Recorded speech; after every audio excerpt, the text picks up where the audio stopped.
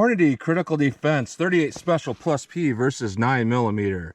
I realize now, almost a year into using Clear Ballistics gelatin, I have not tested the 38 Special Plus P 110 grain Critical Defense. And in the past, I've said it's one of the better rounds. So we're finally going to test it today in some ballistic gelatin. And to compare it to something else, I've tested this a couple times, I think, or at least once. It's the 9mm version. The 38 Plus P is a 110 grain FTX, and the 38 Special also comes in a light version and a standard pressure version. Our 9mm is a 115 grain FTX, so only 5 grains heavier, and this is the only version it comes in. There is not a Plus P variant of that. I sometimes get comments like, why are you testing 38 Plus P versus 9mm? And the simple reason a lot of times is this just how they come. And I'm going to use my Taurus G2C with our 3.2 inch barrel to test our 9mm. I'm going to do just short barrels today, and our 2-inch Taurus 605 chambered in 357 Magnum to shoot our 38 Special through. Interesting thing about these guns is from the bullet nose to the muzzle, it's pretty much identical. Also, when this thing it's loaded, it weighs basically the same thing as this revolver magazine, like 20 ounces.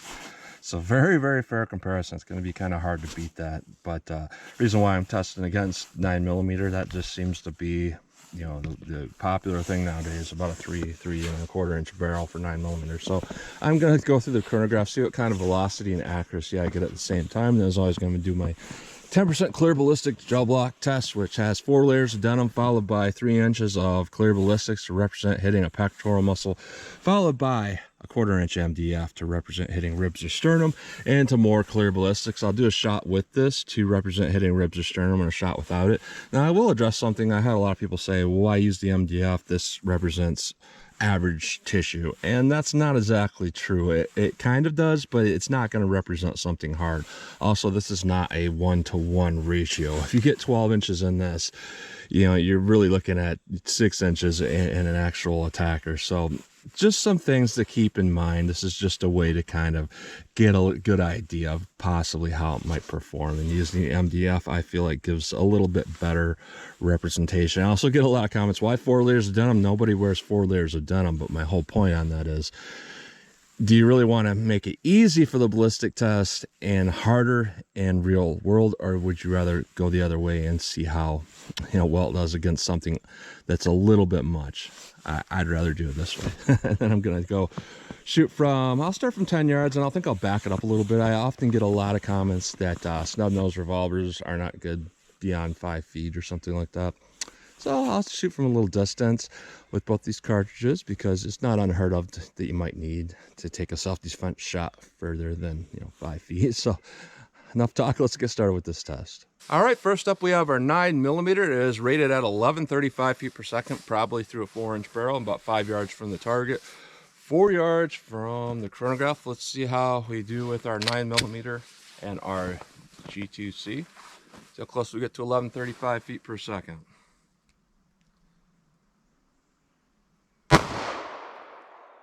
1098, 1101, 1088, 1093, 1103. So pretty good velocity for a short barrel, really good accuracy except for me pulling one down. So let's see how our 38 Special does. All right, 38 Special, we're definitely not going to be going that fast, but energy isn't everything. So let's see what we get.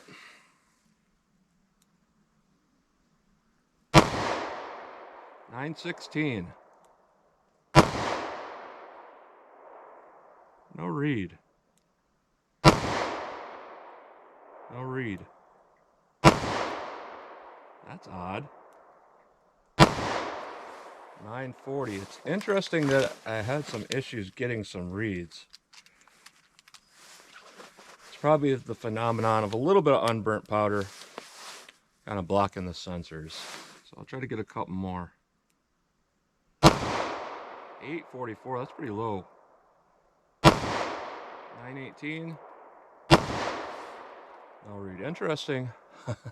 But at least we can kind of get an idea where we're at with this. So let's hit our ballistics gel block and see what we get with these rounds. All right, first up we have our 9mm through our 4 layers of denim. 3 inches of clear ballistics, 1/4 inch MDF, and into more clear ballistics. Let's see how our 9mm does.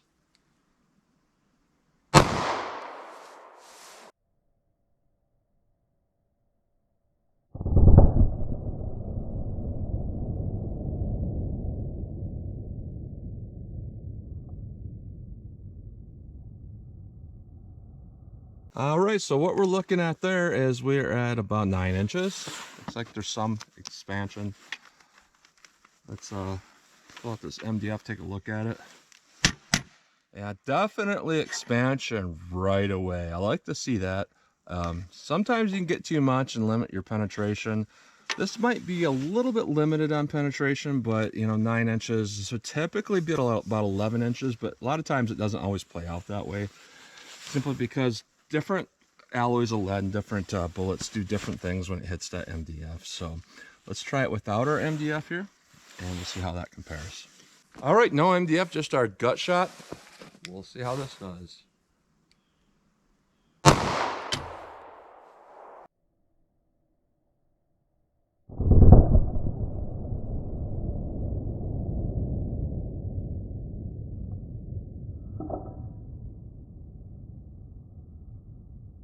All right, so what we're at for our damage path is we're just barely touching 12 inches. Our bullet's back a little bit at about 11.5, but our damage path hits that minimum of about 12 inches that we want to see, just barely. That's not bad, but let's see how our 38 Special does. All right, 38 Special through our MDF. This is one I've been wanting to test for a while. Let's see how this does.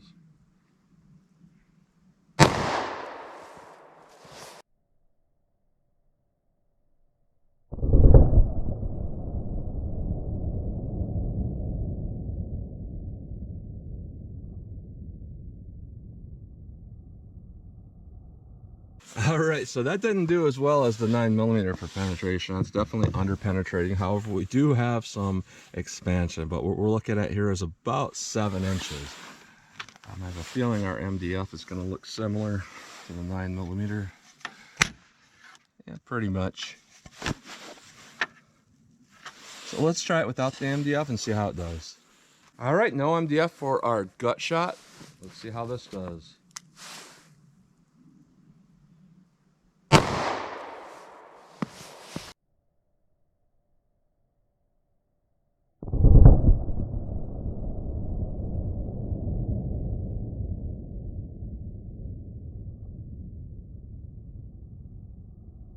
And that definitely fared better for our penetration. We have moderate expansion, and we are at about 13.75 inch. So interesting there. It seems like the 38's more affected by MDF than the 9mm, and that does make some sense because the 9mm is a little heavier, got a little bit more momentum there, and that sometimes makes the difference on hitting hard stuff like that. Our damage through just our gel is just a hair less than the 9mm. So overall, you know, in gel, the 38's deeper than the 9, but in our MDF in gel, the 9mm is a little deeper. So it's kind of hard to say which one did better in this. Let's shoot from a little distance and see how we do. All right, 10 yards from the target. Let's try some 9mm, see how this does. Well, not a big deal there. 38 Special. Now, a lot of people have the expert opinion. I'm not going to be able to hit this even from 10 yards. 30 feet's not 5 feet. So, see what we got. Seems doable. Let's back up a little bit. All right, 25 yards from the target. Let's try our 9mm.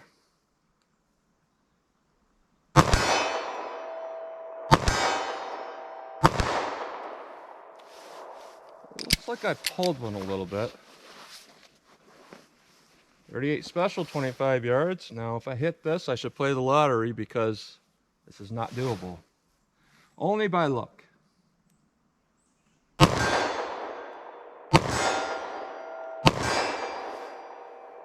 should play the lottery. Let's move back a little bit. All right, I came back from 75 yards because I actually do want a challenge. in all seriousness, a 25-yard shot is not a big deal with anything. But at 75 yards, for most people, including me, this is a hard shot. 75 yards of steel silhouette. So I thought it'd be fun just to kind of see what I can do with these two different cartridges. So let's see how our 9mm does, see where it hits, see if I can hit this. I'm just gonna have to aim center mass. Looks like it hit a little low. I'm gonna aim a little high.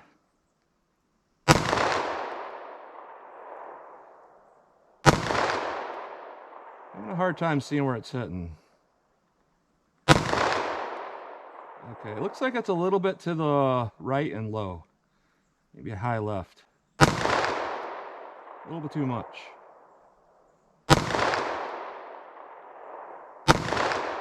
This is a challenge. There we go.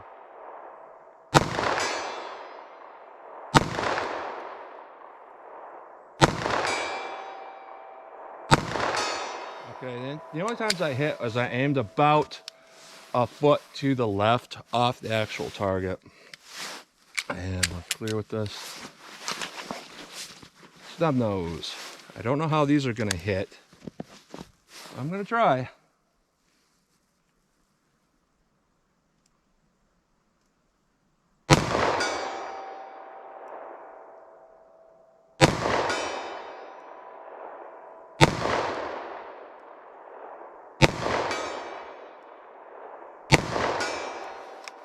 Not too bad. These are point of aim and impact at that distance with these cartridges, which is a surprise.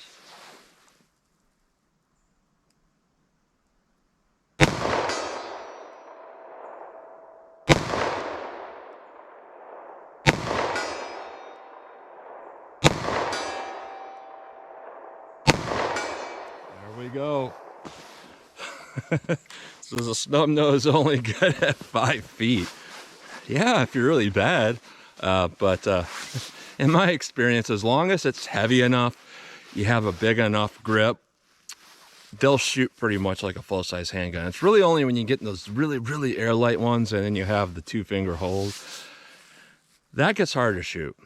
Because any type of little movement you make when the gun weighs 11 ounces, yeah, you're going to have some issues. But this gun is about 20 ounces on my scale, and it stabilizes well, and then I put a grip on it. That's not the factory. I put a 3rd finger groove grip on the bottom here, just to hold grip, and it pocket carries just fine. So that's what you get today. I'm going to say, though, overall, our ballistic performance, if I had to rate this from 0 to 10 with our 9mm, I'm going to say our 9mm did about a 7, just because our penetration was barely hitting that minimum. I'm also going to say that the 38 did about the same, about a 7, just because in our plain gel shot, we went deeper, but when it hit something hard, it didn't go deep enough. It really is a wash here. However, if we just look at these two particular handguns, the 605 shoots a little bit better for me than the G2C. So that's what you get today. Take it for what it is. You know, a lot of people argue capacity. 9mm, you know, this gun holds 13 rounds. That's where the revolver holds 5. That could be a valid point, but the only word I'd leave with that is it's very rare that anybody's gonna need more than 5. And if they're not hitting what they're aiming at with 5, that could get into some trouble. If they are hitting what they're aiming at with 5, I'm not sure that 6-13 is going to help you anymore. That's multiple attackers. Well, you should probably try to avoid that situation rather than try to fight somebody with a handgun, a crowd. So that's what you get today. So as always, comment, share, and like, and thanks for watching.